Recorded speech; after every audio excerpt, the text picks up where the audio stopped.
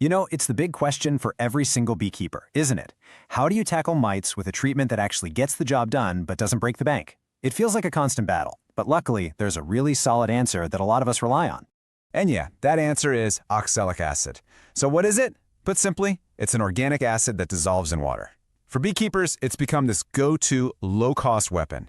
It's particularly great in the autumn when there's not a lot of brood in the hive. That means the mites are out on the adult bees, totally exposed, which is right where this treatment can get. All right, first things first, we gotta mix up the solution. Getting this part right is absolutely critical. The recipe is pretty simple, but it's the precision here that makes sure it's safe for our bees and deadly for the mites. The recipe couldn't be more straightforward. You're going to start with 1 liter of liquid. You can use plain water or a 50% sugar syrup. That light syrup actually helps the solution stick to the bees a little better. To that liquid, you add exactly 30 grams of oxalic acid powder. Then you just mix and mix and mix until every last crystal is dissolved and that liquid is crystal clear. And if you remember one thing from this whole recipe, make it this number, 30 grams. That's 30 grams per liter. It's the standard tested concentration. Nailing this measurement is what makes sure the solution is strong enough to knock out the mites, but still gentle on your bees. So you've got your solution mixed and ready to go. Now it's time to actually apply it. There are 2 main ways folks do this, spraying and dripping. Let's break down both of them so you can figure out which one is going to work best for you and your hives. At their core, the 2 methods are pretty different.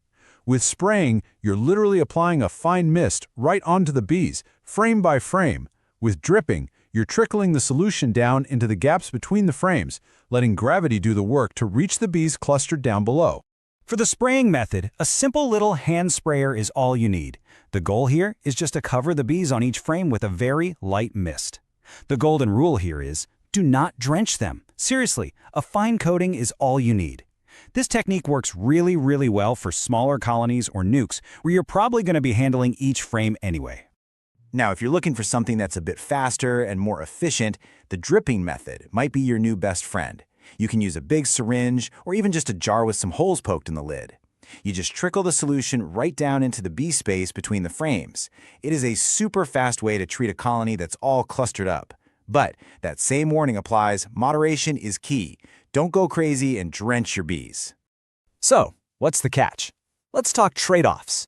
On the plus side, these methods are fast, they're effective, and they are incredibly cheap. The main drawback really just comes down to scale. I mean, if you're managing a huge apiary with dozens and dozens of hives, treating every single one like this can become a whole lot of work. All right, we've nailed down the what and the how, but the when is just as important for getting good results. Applying this treatment at the right time and with the right frequency, well, that makes all the difference in really knocking back that Varroa population for the season. So here's the ideal schedule. To really get the most bang for your buck, you're looking at a minimum of 4 treatments, and you want to space them 4 days apart. This timing is specifically designed to catch the mites as they're emerging from the brood cells. Like we said, autumn is the perfect season. And one really crucial rule, only treat when it's below 30 degrees Celsius, or about 86 Fahrenheit. Treating in high heat can really stress out the bees. Okay, now we need to talk about what is, without a doubt, the most important part of this whole thing. Safety. Oxalic acid is a powerful tool, which means we have to handle it with respect, both for our own health and for the well-being of our colonies. For you, the beekeeper, your personal protective gear is completely non-negotiable. Direct exposure can be harmful, so you've got to wear gloves when you're mixing and applying this stuff. It's also a really good idea to wear a mask to protect your nose and lungs, and of course get some safety glasses on to protect your eyes from any accidental splashes. And for the safety of your bees, the #1 rule is to protect your queen. We know from studies that a direct, concentrated dose of oxalic acid can actually be fatal to her. So as you're treating the colony, just do your best to avoid spraying or dripping a big glob of it right onto the queen. So when you put it all together, it's pretty easy to see why this method is so popular in the beekeeping world. It really just boils down to this. It's a fast, cheap, and effective way to fight Varroa mites, putting a really powerful tool in the hands of pretty much every beekeeper out there. So there you have it. We've gone through the recipe, the application methods, the timing, and all the crucial safety rules. The knowledge is all here. So the real question is, how are you going to take this and build it into your own beekeeping calendar for a responsible, proactive plan to keep your colonies healthy and thriving? Thanks for tuning into this explainer.